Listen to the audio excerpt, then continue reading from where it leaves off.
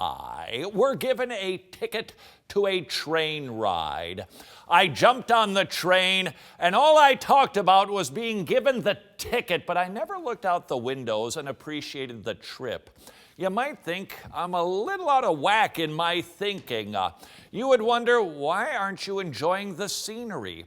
Why aren't you looking at it and going, ooh, I'm so grateful. Wow, I sure do appreciate that ticket because of what I am seeing.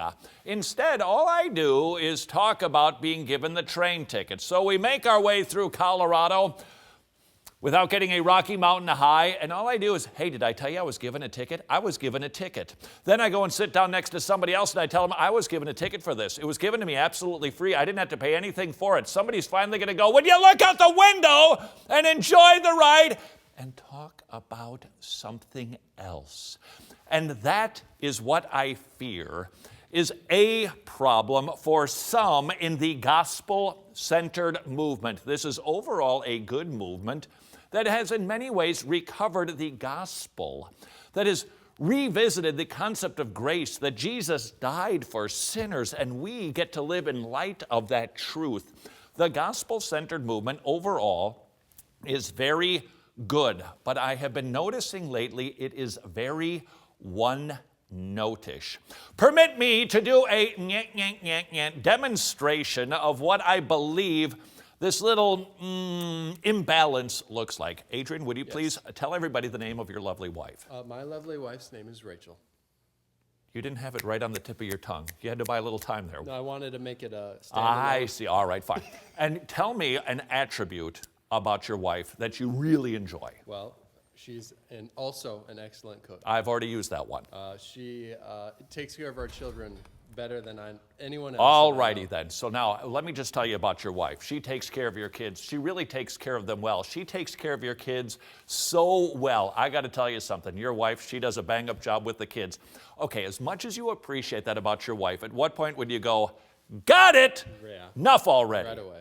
Are there any other attributes about your wife that you appreciate? Oh, tons. So would you couldn't name perhaps them all. like a little variety? I would love a little Would it variety, perhaps yeah. help you to appreciate your wife more if you were reminded about those attributes too? Yes, of course.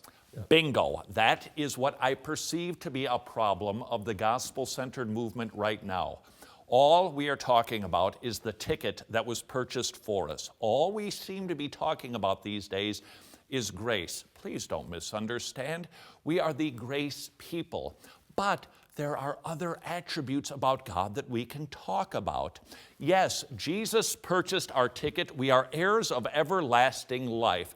But now that we are on the train, we can be looking out the window, studying other attributes about God. Wow, did I ever mangle that metaphor.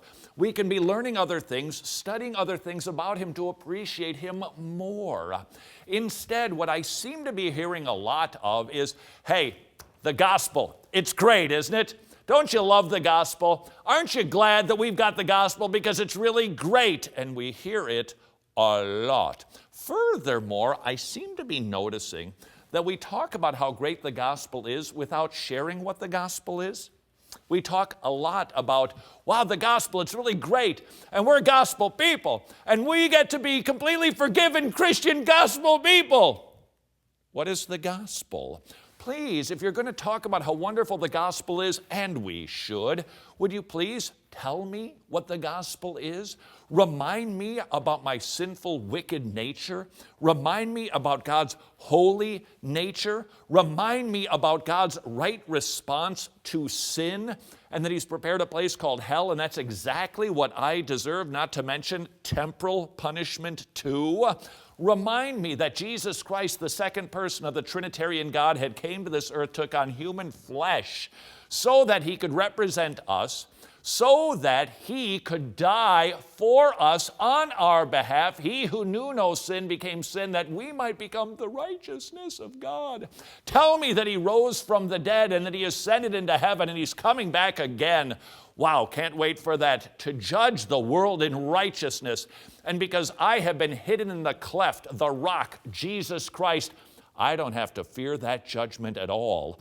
More than that, I can look forward to everlasting life and forever plumbing the depths of the goodness of God as we rightly enjoy all of the wonderful things that He has created for us to enjoy forever, with Him in the center of it. Please, if you're going to tell me how wonderful the gospel is, tell me what the gospel is, and don't just use cliches and just drive by it. It doesn't ultimately make my heart soar. If you happen to be in the gospel-centered movement, I would simply ask you to do a little accounting on yourself. Are you studying the other attributes of God? Do you study about the other members of the Trinity besides Jesus? Do you study the love of the Father? Do you study pneumatology, Holy Spirit theology? Do you study the glorious truths about ecclesiology? That's right, the theology of the church and how wonderful that is. And that we are a bride that has been prepared for Jesus Christ, the bridegroom, that one day we will be handed over to Him from the Father to say, here is your bridal gift, here is your wedding gift. And Jesus is going to turn us back over to the Father and say, nope, this is for you, that you might be all in all.